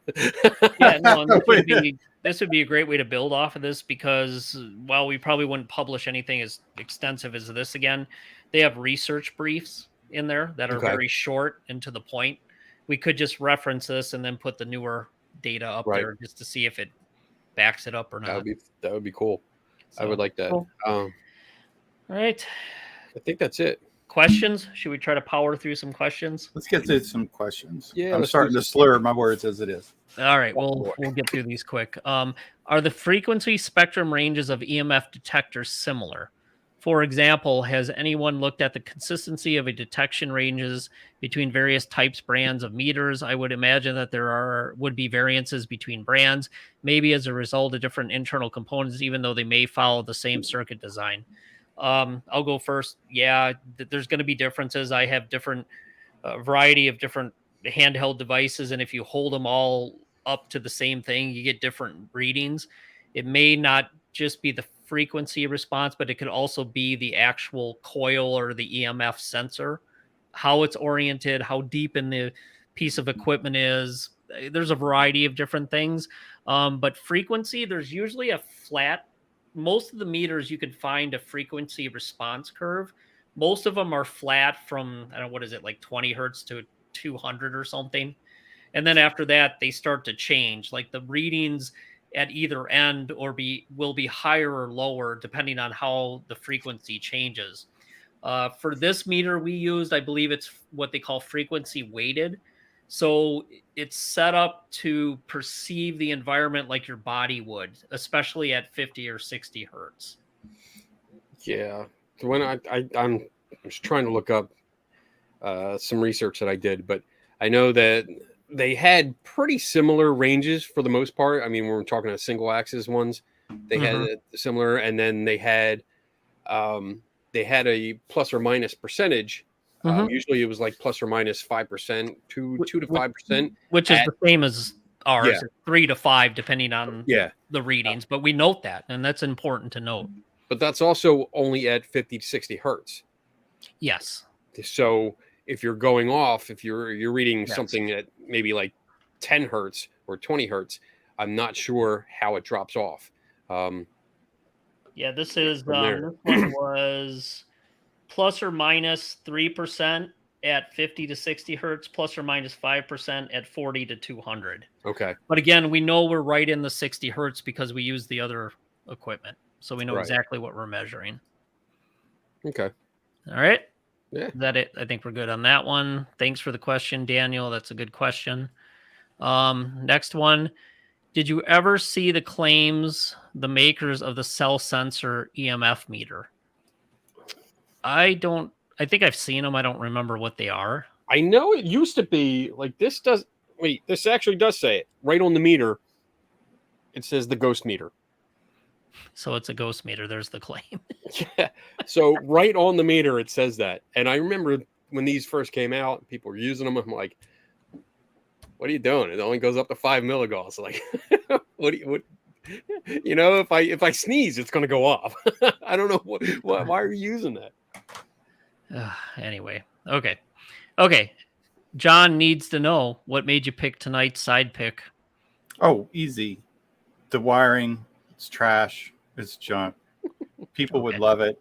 There's lots of ghosts that hang around that box. Look at the new wiring that someone just skipped right over that old wiring. Right. Just lay that shit right over it. They just like they don't even want to get close to it. They were We just don't like, need you know that. what? Just go right past Drape it over there. Yeah. Little hanger. I just Googled something for bad wiring, and that came up, and I was like, I like that. That's going to fit tonight. All right. Given the amount of noise, EMF, and the possible sources, is it even possible to have a control reading or a haunted location? If not, do EMF readings of any real use? Yes, they are. If you look at what we talked about and what Lathe and Haran have done with the distributional approach, that in correlating the number of spikes more or less in a certain time period around a subjective or objective experience, that's where you need to go with this. Otherwise, no. If you're just going to walk around with an EMF handheld meter, no, you're not going to get anything useful out of it. And I used to try to be nice about that, but after this paper, I'm not going to be nice about it anymore. And I will chime in and just say, even if there is a subjective/objective experience that happens at the same time as a EMF spike, that does not mean that they are related. I mean, it could, but don't jump to the conclusion or the assumption. I'm sorry, that it does. Too many people are like, "Well, you saw that." Don't say it's a ghost. It's a reading that correlated with something else. It's interesting. It's interesting. If you keep repeating this in a bunch of haunted locations, you keep getting the same thing, and everybody hears or sees I don't know, if you see something or feel something, and that happens all the time, and people don't know what the readings are, and it happens over and over and over and over again. That's interesting, but that doesn't mean it's a ghost. It escalates to fascinating. Yes. Thanks, Spock.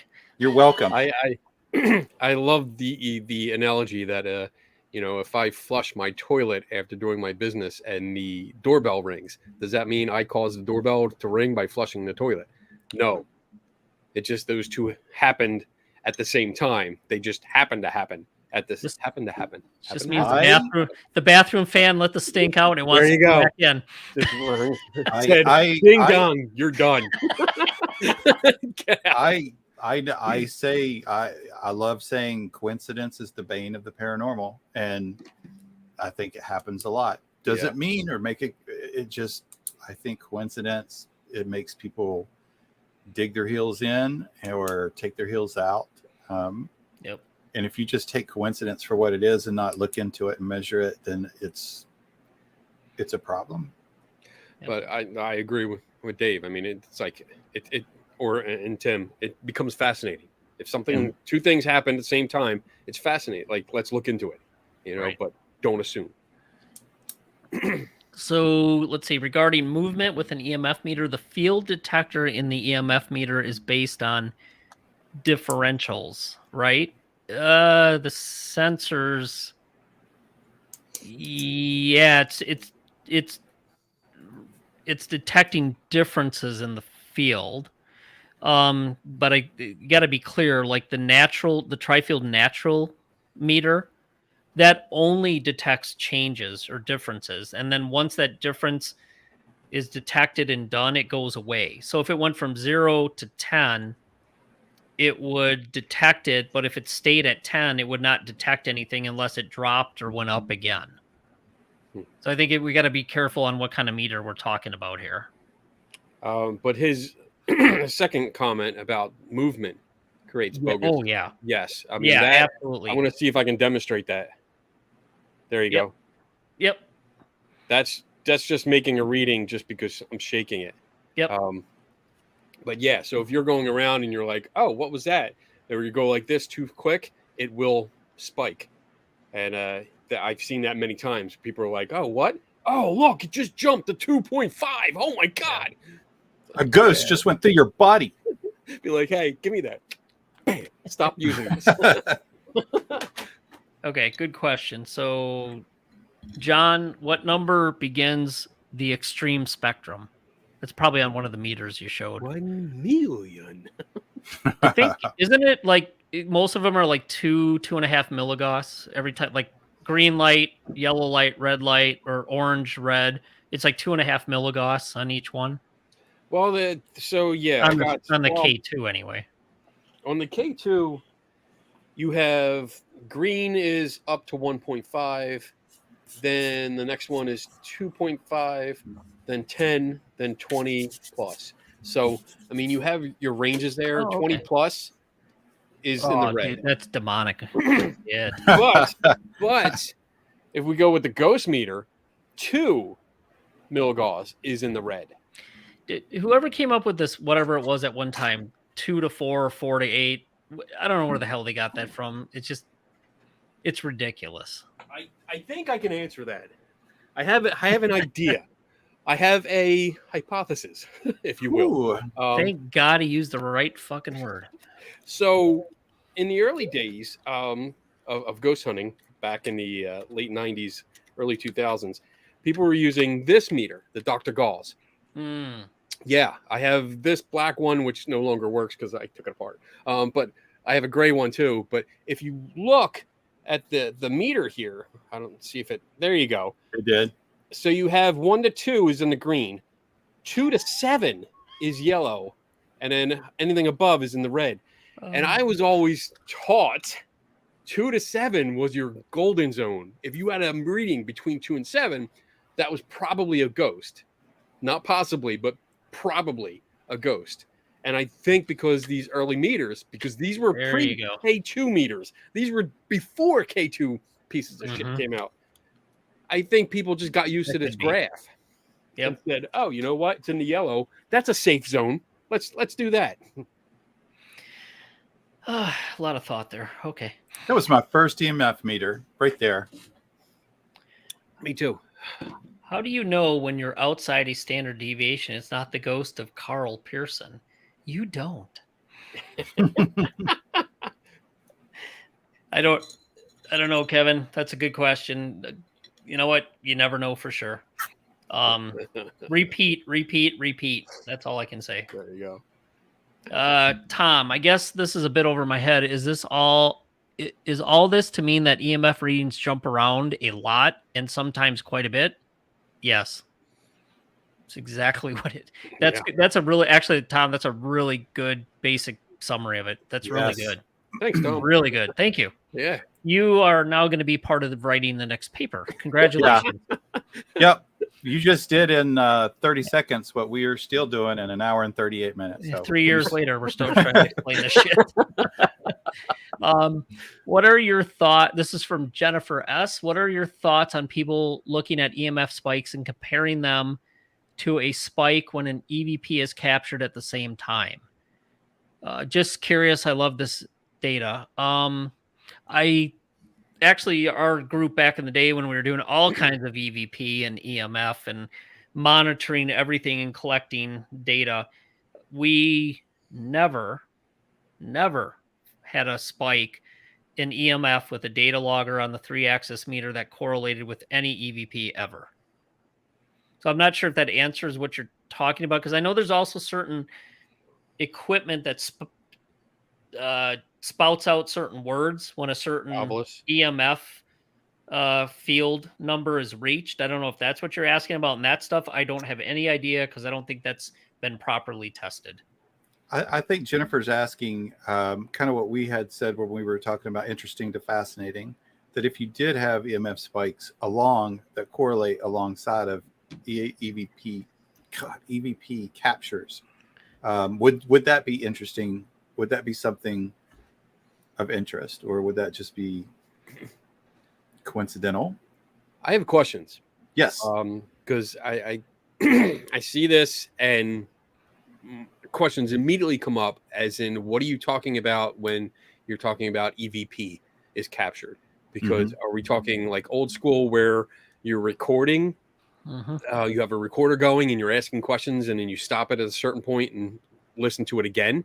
And if that's the case, how are you monitoring the timing? How are you correlating the timing here? And then again, if are you using a ghost box, which I highly recommend you don't, because I think they're dumb. Are you using a ghost box? Because now you're talking about radio signals that are coming in, and I don't think they would be a legitimate source. Are you talking about an ovilus, which is what Dave touched on? I think that's what you were talking about. Yeah.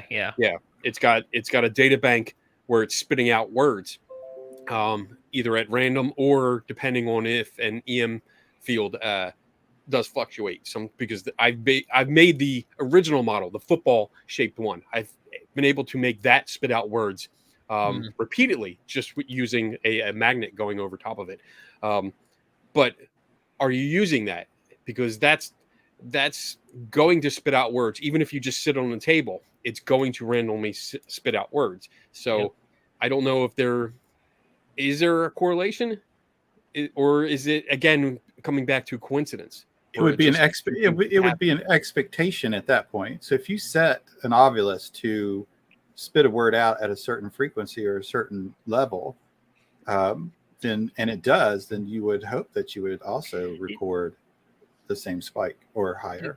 The question is, if I die tonight, sweet peace, and I go and somebody's trying to talk to me with something that picks up on different levels of EMF in order to pick different words, I got to have some pretty freaking super Jedi powers. Okay, what words are coming and what are assigned to what EMF, and how do I make it hit that exact number? Right. Sometimes it's not bad taking the trip, the thought process of, if you actually died and could come back and do these things, how would you do that? Like, look how long it took Patrick Swayze to learn how to push a bottle cap. Like, the man tried. I'd be tweaking that meter for 10 years. It'd be like, I don't know, come back in 10 years. I'll let you know when I figure it out. I don't know.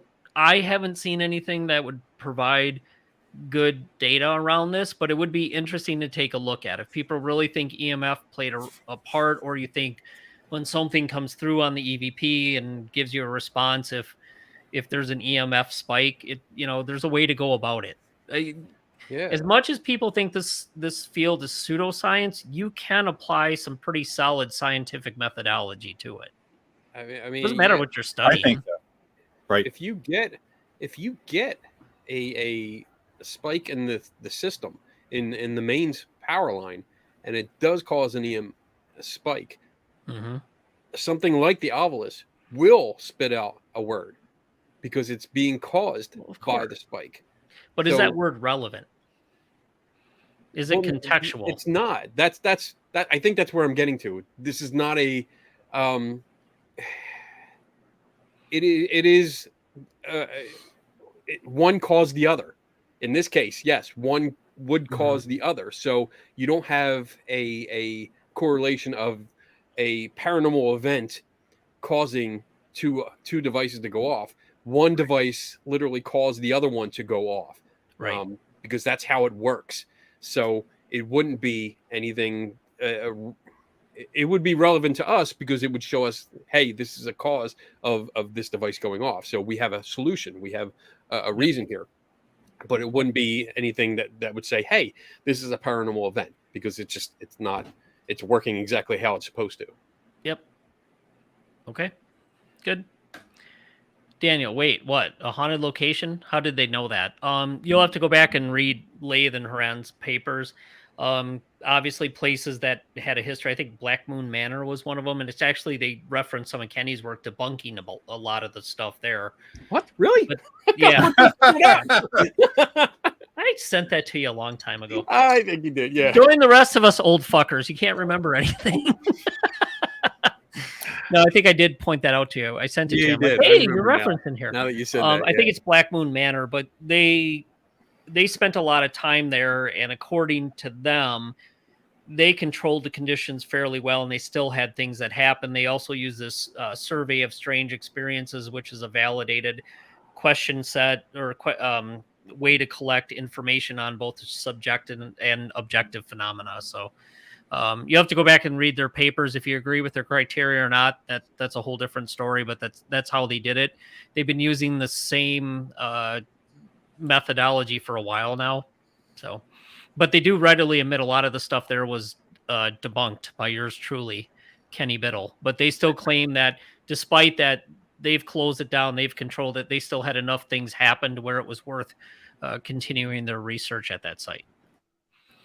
All right, what else we got here? Okay, Bob. So if the EMFs are in a fixed positions and there are lots of spikes, what might cause those spikes to happen from a fixed location? Magic. Well, No, if you- actually it's to me it's things cycling on and off. Yeah. We didn't control my wife or I or anybody else from walking around with cell phones. We had the Wi-Fi going. We didn't control any of that. So that would be some of the reasons that meter probably was going off or changing. It would be a case of instead of the ghost hunter carrying the EMF meter around the location was basically moving around the meter.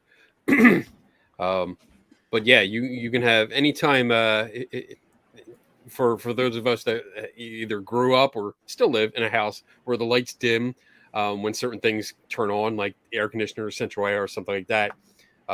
That is a heavy draw on the power system. So you're going to have a dip followed by a spike, especially when it's turned off. You're going to have a bit of a spike and then a dip. But these will cycle through and give you these spikes. And I measured, from where the meter was to the fridge was like 5 feet. So there could have been some small changes it was picking up. Right. Down to the fuse box and the furnace downstairs was like 15. So I don't think that was it. Probably not. Yeah. It could have been more of walking by or somebody close with cell phones, going to the fridge, hitting the ice cube dispenser, the refrigerator cycling on and off. It could have been a whole bunch of those things. Right. But again, that's the reason to repeat it in other locations within the house. Awesome. All right. Let's see. David, what made anyone ever think that ghosts were EMF producing in the first place? It's a good question. A lot of people have looked into that. Kenny looks like he's got an answer ready for you. Here it comes. Right there. That's your answer. I seriously believe that Ghostbusters was the origin of this, the origin of the use of EMF meters, because the PKE meter, this thing, it kind of sounds like it, and it had that idea in the movie. When you watch the movie, it's like this invisible energy that that can detect, that ghosts put out or affect. And I think it was just I don't know what it is exactly, because I know when I tracked it down, I did track down one of the first handheld EMF meters. And I only had a picture of it, like a really bad picture of it. Mm-hmm. You can't get it anymore, but it came out, I think, in the mid 80s or early 90s. It came out. So it was a handheld device that could read this invisible energy, and it gave you readings. So I think it was a natural thing for ghost hunters to look and say, hey, what type of equipment, reads the environment and can make changes. And I think... Go ahead, Dave. Go back and look at Troy Taylor's book too, because I think he traces some of the history in his book well. That's not a good word here. That's not a good name. I didn't say it was a good name, but let's say he got the information from somewhere, not necessarily on his own. He borrowed it. Anyway, the other thing is, I think the whole energy is neither created nor destroyed, linking some of those concepts with what Kenny said, some of the history there. I think it was a piece of equipment people looked at. One of the things, even before EMF meters were magnetic field meters, and even before that were compasses. People use compasses to try to figure out where there might be areas of strangeness or anomalies. And there are situations where you go to certain locations and a compass will spin because there's something goofy with that location. There's some metals, there's some rock there, there's something that's messing with the Earth's magnetic field, and you can pick that up. So I'm not 100% sure, but I think there is some history somewhere we could dig out and talk about that. I mean, to be honest, look at the bullshit equipment that we have today. I think it's basically just like what can we pick up and hold in our hand and walk around with.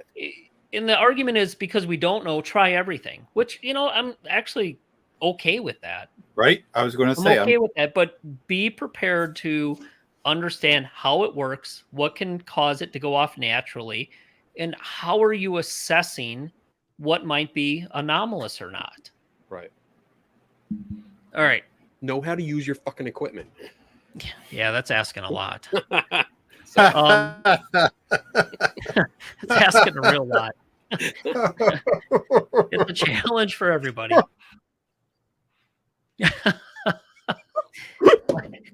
Glad they enjoyed that one.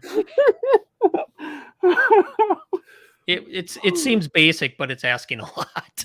It really is. It's hot in here. It's your delivery. It's just, I feel it in your soul. The irritation. Oh. I'm getting into grumpy old man age, Yeah. so that's fine. I'm entitled. That cracked me up, Dave. Bob, Shit. should the replication though be conducted by skeptics, believers, or on the fencers? I would say all of them working together. Yeah. Look at this motley crew that did this work. I mean, you could technically argue I'm a believer. You could, based on my views of parapsychology and the data. You could say I'm a believer.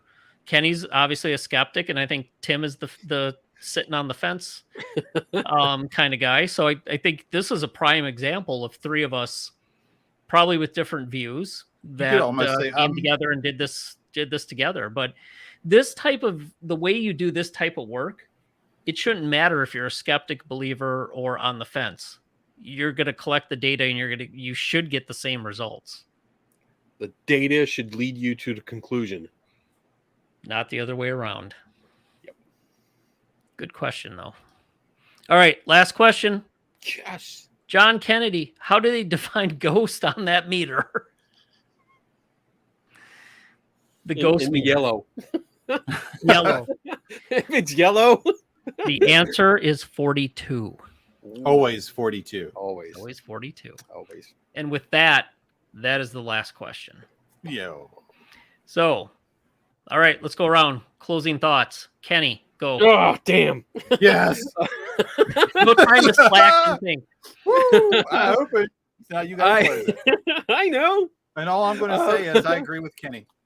So yeah, I like this. I liked working on this paper. I like contributing to this because even though I don't do stats, I don't do numbers like that. I was able to contribute something to it, and it broadened my understanding of it. Being able to look at the graphs that you came up with, especially the one that I said I really love. I love having the image of the triple axis and the single axis next to each other in all three orientations, and just being able to see that the readings were different for the single and then the same for the tri-axis. I mean, that is a visual that really has a big impact. But I think this paper did a really good job of explaining it. There is a lot of technical stuff, so it might be over your head, but hey, that's what Google is for. Use it. But it also does a good job of giving you more information that is needed, giving you a better understanding of what we're talking about, the devices that you're using. If you're a ghost hunter and you use any of these devices here, this is telling you don't use it. Basically, don't use this shit. It's going to cost you money, but get the data logger, get the quality 3-axis meter, and you're going to waste more money fucking around with the other meters. Spend the couple $100 and get a good piece of equipment. Right. Yeah, Right. and you're And always it's going to want to update your equipment. So you get rid of the Dr. Goss to go into something else, and over the just I'm like Dave, just spend the money, let Yeah. go of the EMF meters. Who cares what comes out next? You know, I remember the K2 because it showed up on a TV show, blew up overnight. You know, yeah. But I like that. I like that idea. I mean, just go ahead and invest if you can. If you can't, set some back and just try your best. And I would go with the data lotter. Otherwise, you're just kind of that. You're spinning your wheels and you're dumping what little bit of money you're spending on those things away anyway. Yeah. And by continuing to, I don't want to say publish, but post your I don't know even how to say it. By posting what you think is science, and it's not. And I think if you looked it up, you'd realize you're not doing science the way you're doing it with these meters and your little sweeps. Quite honestly, that doing this paper pissed me off more about what I see on TV and people saying that they're science based. So fuck you. You're not. Wow. In a friendly way, because there is help out there. In a friendly way, there is help out there, and there are people that are willing to help you take it to the next level. Oh, there really is. Just last night, I messaged you guys. A team scrolled across my Facebook page that had this caption: "Serious. They take serious scientific endeavors into the paranormal. Serious. They take it seriously." So I was like, "Well, I got to check it out." So I went to their website, and on their homepage, they have different type of EMF meters that they're selling. And I was like, I don't have to go any further. This is all I need to know. Anyway, Oh, man. all right. Anything else? I forgot my thought. You totally hit me with that. We got such I think we covered it all. Yeah. No, I mean, you can take it up a notch. It takes time. It takes effort. And there are people that are willing to help you, but you got to realize that people are going to tell you you can do better. You need to strive to be better. And through this process, while the feedback, I know some people would consider harsh, to me, it was just great feedback. It's, I don't know everything. I learned a hell of a lot doing this, and I really appreciate working on this and the people that helped us get this published. Yeah. It was great. Yeah, it goes back to something we've talked about many times about taking criticism. It's constructive criticism. We're not trying to be dicks here. We're not trying to point fingers and laugh at you. I mean, we're having fun tonight. We're serious, but we also joke around a lot, and we just have fun with it. But I mean, in the end, we're trying to improve what you're doing out there. We're trying to help provide education and just saying, hey, look, don't waste your money on this. There's other things. If you want to spend money, you want to do, contribute, then there is a better way. And here's one of them. So we're not trying to belittle you or, make fun of you. We're not doing that. We're just trying to help you out. So take the criticism. Don't take it personally. That's it. I mean, we didn't take any of that personally. It was good, constructive criticism. I mean, we needed to do more detail, more in depth, explain a little bit better. That's cool. I love it. And I think it goes back to something else we've talked about is about it's hard to take that criticism. If you're not used to it, it's very hard to take that criticism. So rubbish, Kenny. Rubbish. Yeah. All right. But, in the end, just don't take it personally. And that's it. I'm done talking because I could talk for a while. All right. Yeah. No, I think I've said enough. Basically, just read the paper. If you have any questions, let us know. I think it kind of explains how you should collect EMF data and what you should do moving forward. So hopefully that'll help you out, help the citizen scientists out there who want to make a positive contribution to the field to stop walking around with handheld single axis meters and do something more like this. We this needs replication. Just because we did it, that's not the end of it. This needs to be repeated over and over and over and over again. And there's ways for you to do this. It's fairly, I think it's fairly well explained. But if you need help, the other thing is we're always available to help. I mean, we're not going to tell you what to do, but if you need help figuring out how do you actually do the statistical analysis, let us know. We'll be glad to show you. We're not trying to own this. We're not trying to be in charge of this, but we will definitely share with you. Yeah. Don't email me. Go that way. Email him. Backwards. Anyway, no, we're more than willing to share and help, do it. and that's what it's all about. So I was fortunate as I learned, as I got more and more into this field. I had people that were way more advanced than me that were perfectly willing to explain things to me and step me through it. And there truly is no stupid question. There's just, I don't know. And if you don't understand, just ask. That's how you get better. So anyway, with that being said, thanks for tuning in. Let's go around and see what we have going on. Contrary to what somebody posted in here, no show next week. We'll be back next month. So thank you for that. We appreciate your enjoyment of everything we do and asking for another week, but not going to happen this time.